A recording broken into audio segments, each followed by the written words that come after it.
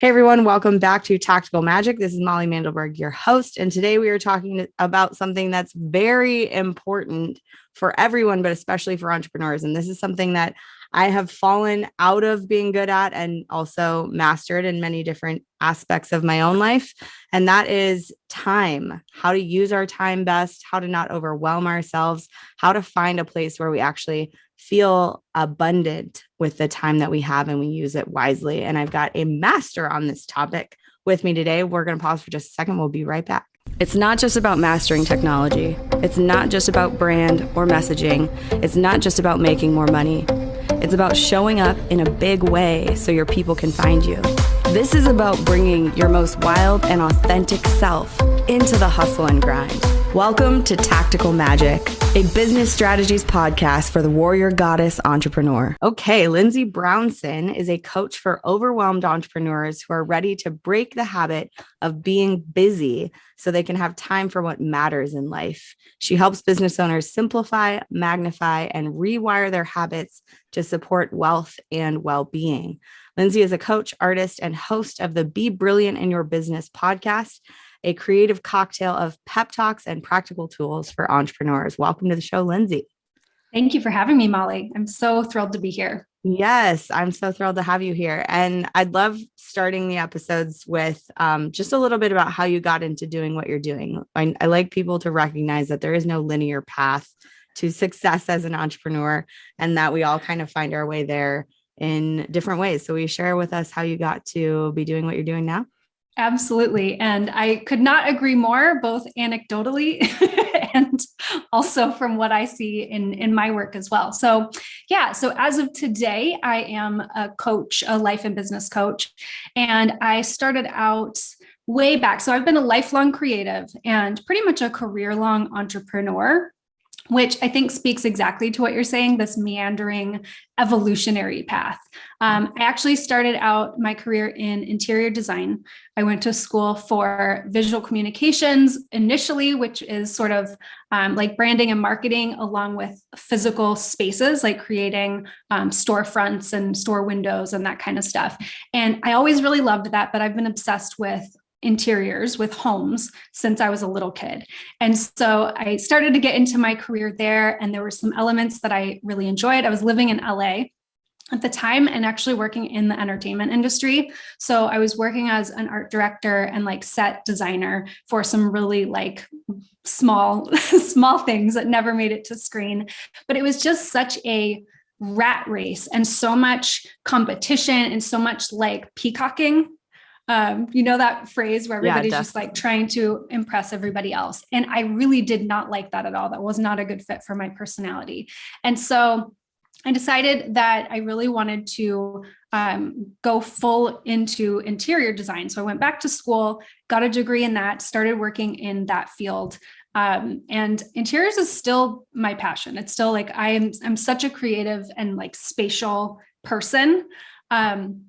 But as I got into my early stages of my career there, that's when the residential housing market crashed back in 2008. And I was pretty new to business. I had worked with the company for a few years and then started my own interior design firm as a solopreneur. And they did not go well. Let's just say it that way. I learned some really valuable lessons around the lack of importance of having a business plan.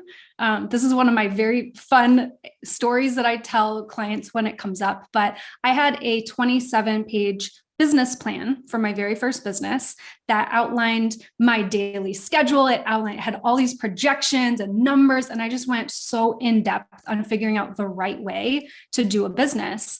And then I got out and tried to do the business, and literally nothing worked. And so I started a blog way back in the day, and my best post ever was called "Throw Your Business Plan in the Trash." And so that got me kind of like really starting to understand the reality of business versus this like ideal version of it, what we think we're supposed to do, and then what it really looks like to get into it. So I'll fast forward a few years. My husband and I had an e-commerce home furnishings company. So we did e-design. So like before this was even an industry, I was working with people. I lived in California. I was working with people on the East Coast to help them design their homes. And then we sold furniture that they would purchase. And did that for a couple of years. And what I loved most about that business was the marketing, the writing. I had built up my blog following. I loved writing a newsletter, and I loved coming up with like new fun promotional ideas for different seasons, for different events, all kinds of stuff. I loved that. The logistics of having an e-commerce furniture company and shipping furniture across the country was like my total nightmare.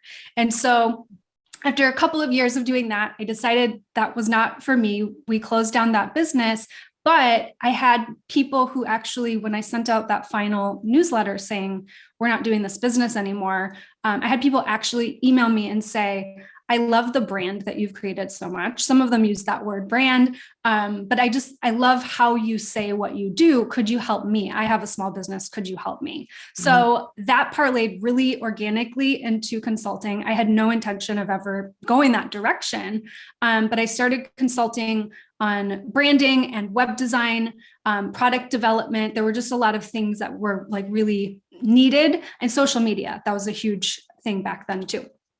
So I started helping companies do that. And then out of that came the need for actually having a hands-on staff to build out those assets. So I started hiring people for graphic design, for web design, for virtual administration, for copywriting. And within a couple of months, I had a virtual agency.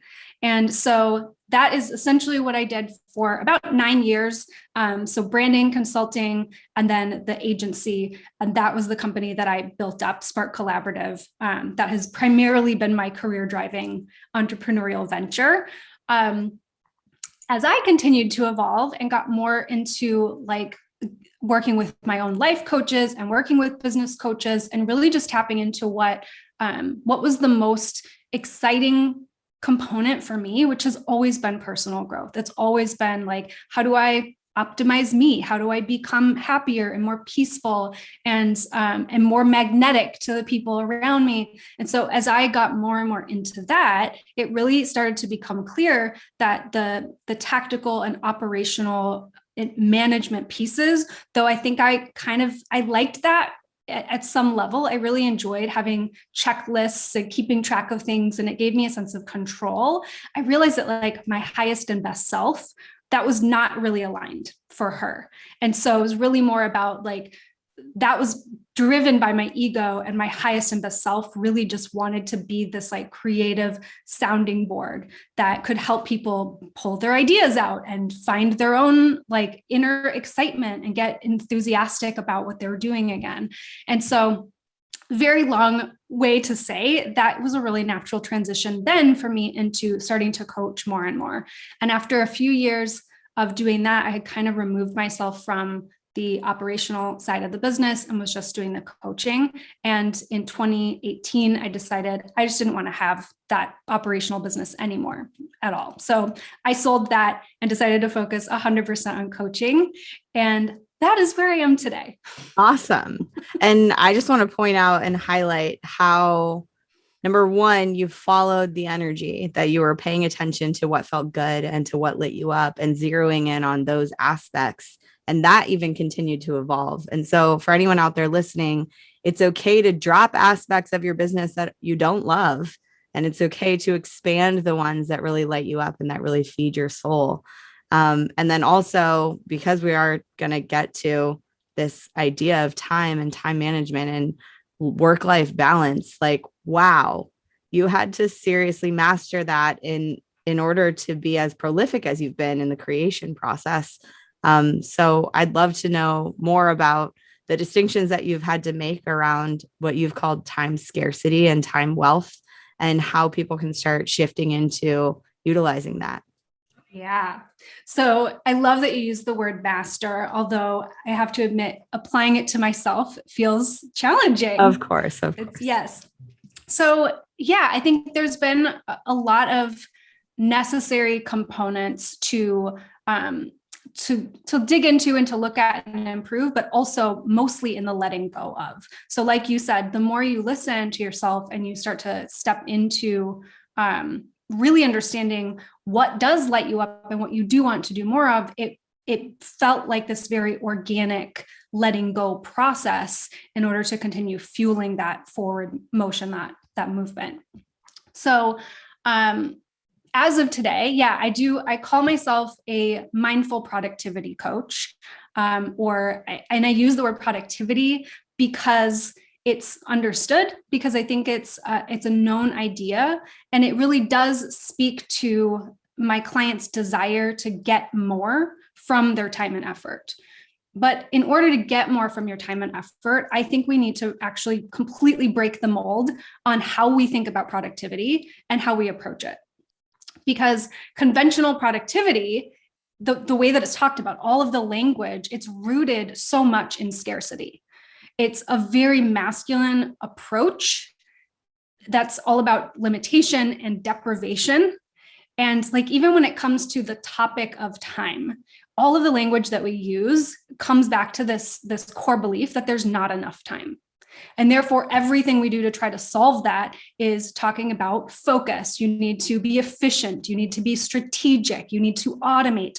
All of these things that we put in place, these tactical approaches that we take, are rooted in this belief that there's not enough time.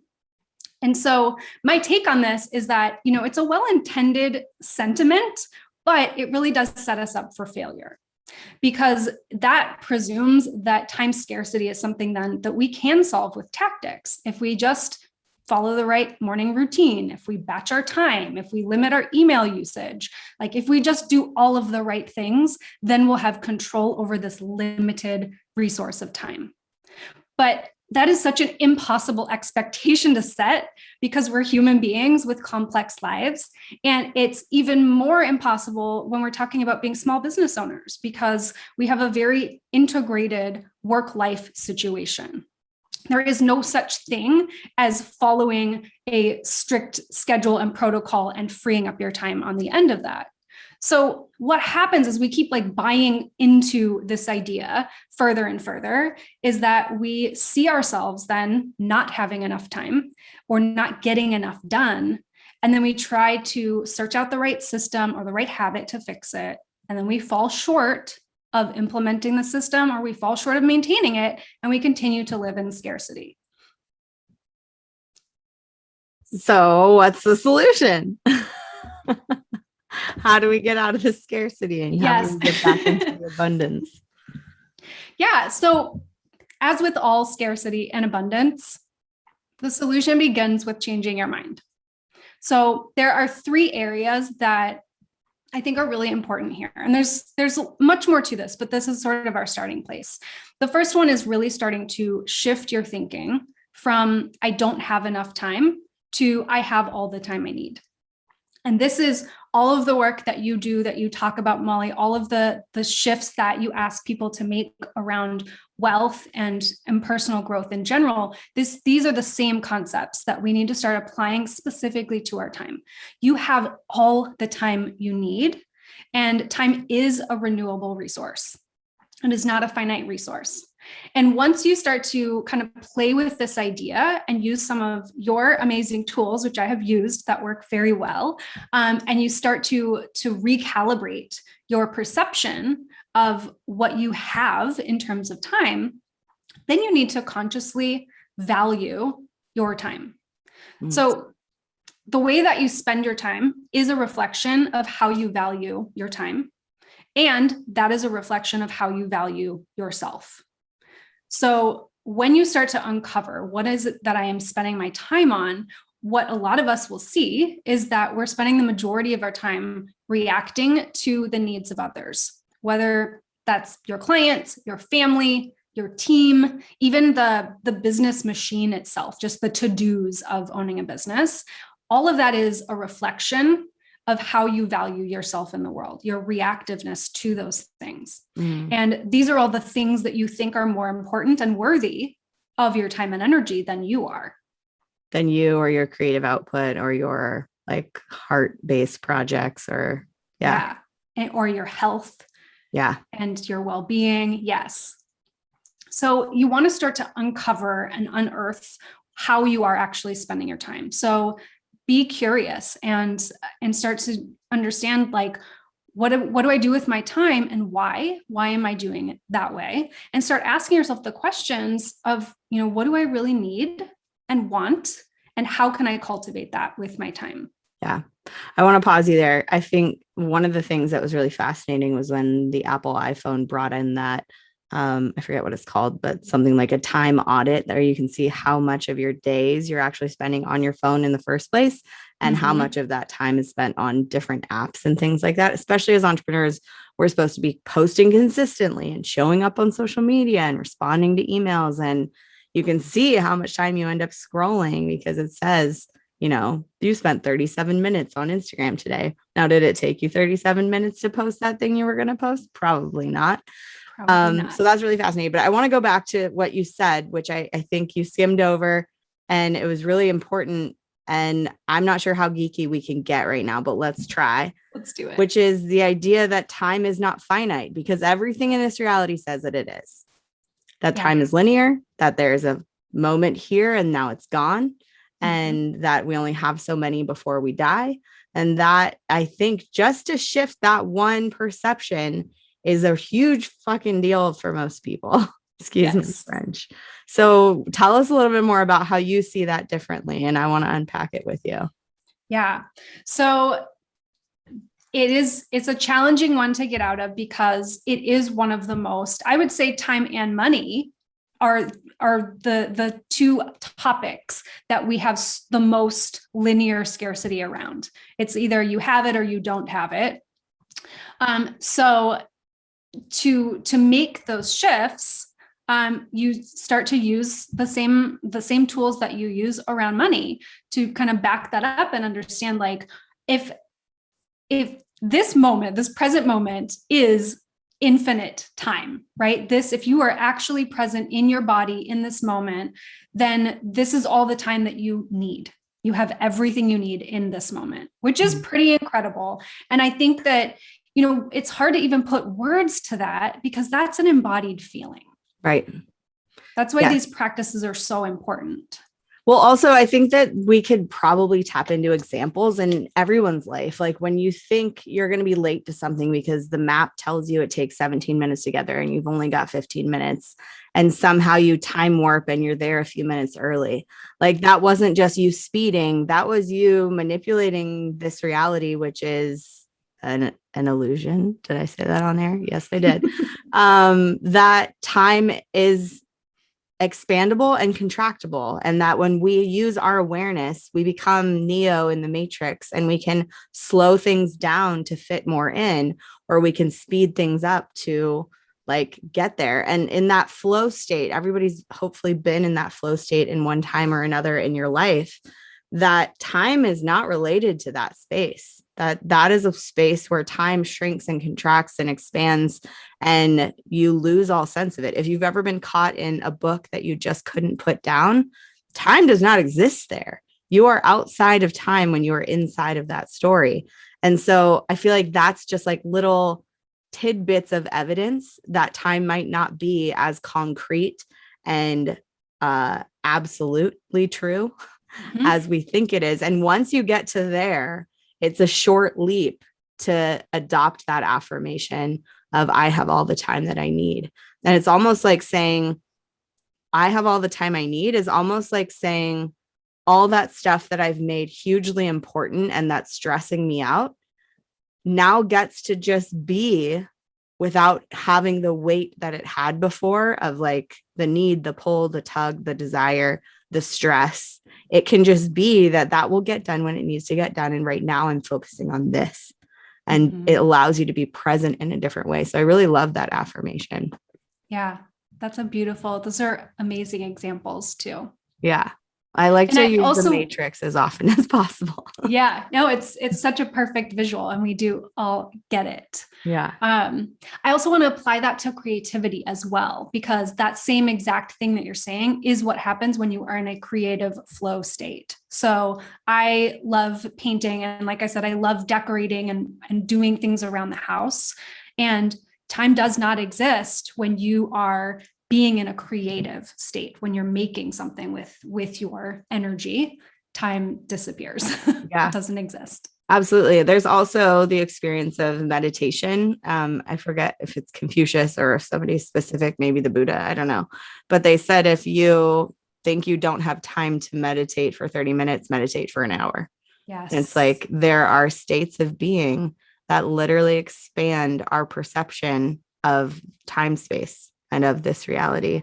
And that it's a choice to go into that place where that perception is what you're aware of, rather than the story of this reality, which is trying to tell you to hustle and grind and you can never do enough. And I think that there's an acknowledgement in there also of, I have all the time I need, is that what gets done is enough for this moment. There's like an inlaid acknowledgement of what you are accomplishing and what you are being and doing right now that's built into that in some way, which is really beautiful. Yeah, that's exactly right. Yeah. Are there any other strategies or tools or tips you've got just off the top of your head for how people can like slowly or quickly let go of that rat race feeling and allow themselves the permission to like be present and use their time? I almost said more effectively, but it's almost like be more present in their more time. Aligned. Yeah. Yeah. Yeah. So my strategies come really as strategy one is to create that embodied experience for yourself.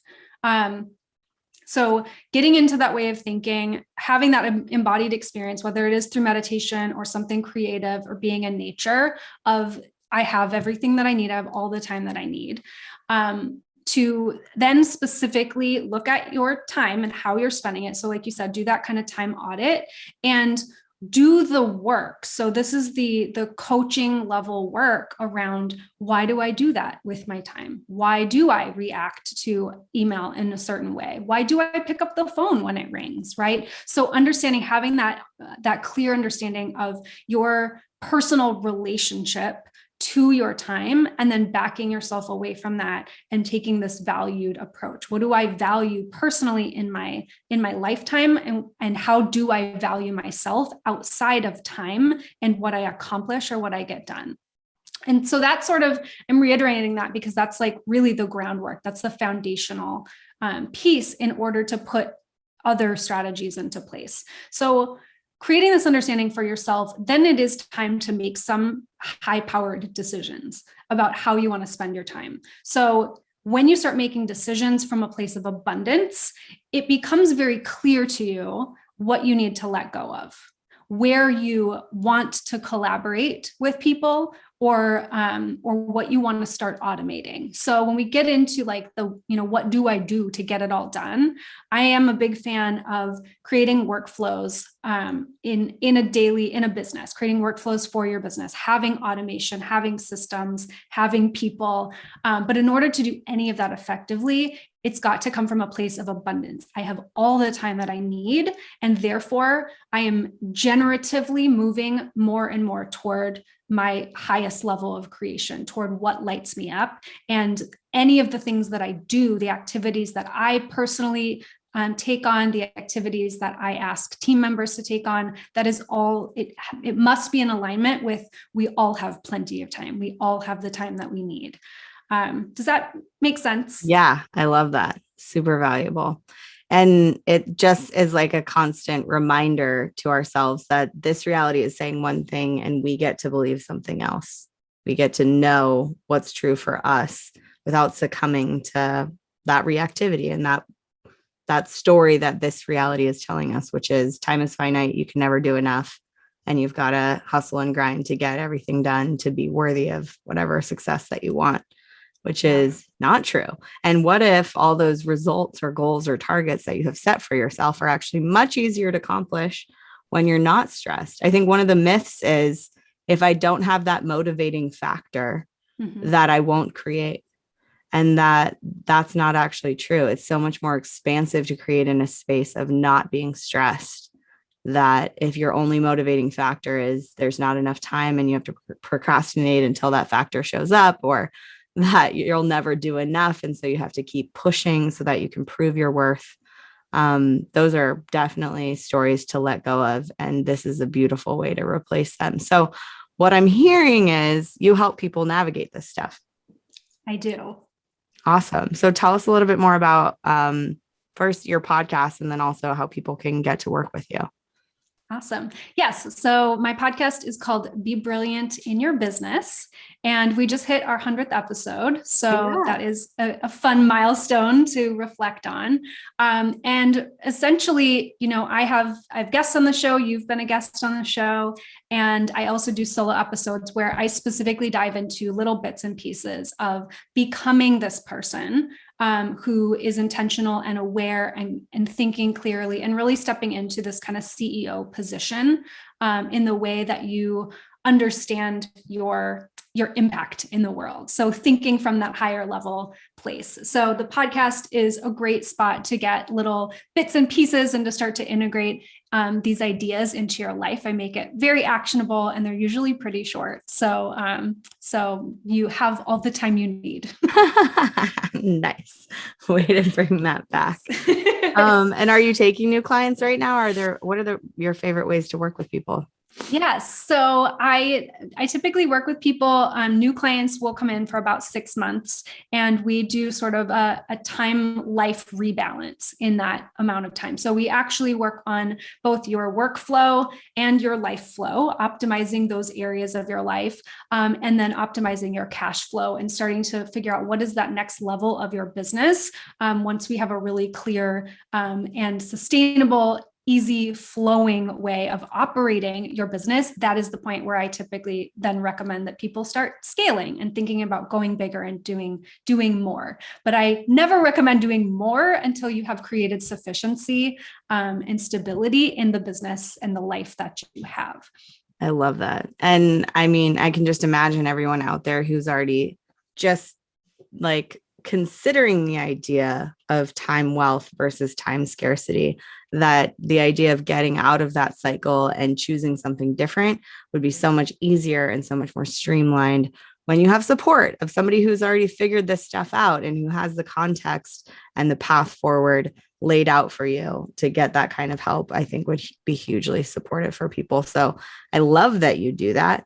And the last question I like to ask people, because we only have a couple minutes left here, is even though you've shared a lot of really juicy wisdom already, is there any last words of wisdom that you want to share with people? Yes. I really want to come back to this idea of self-worth and value as the core foundational anything. I believe that we start businesses so that we can have lives that we love, so that we can enjoy what we have and we can create a bigger impact in the world.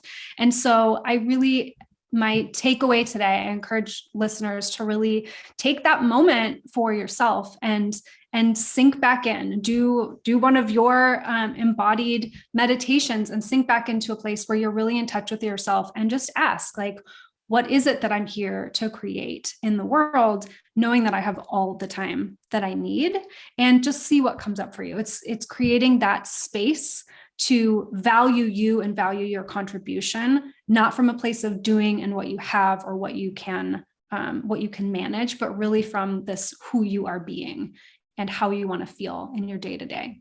I love that.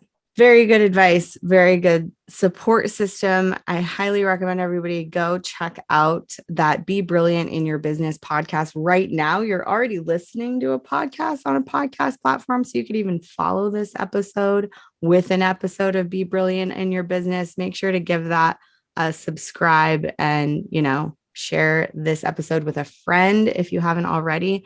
Thank you so much, Lindsay, for being on the show. I feel a lot more spaciousness in my own time, in my own day today, having had this conversation. So I'm super grateful. And thank you, everyone out there, for listening. I hope you enjoyed this episode, and we will catch you on another episode of Tactical Magic. Have a great day.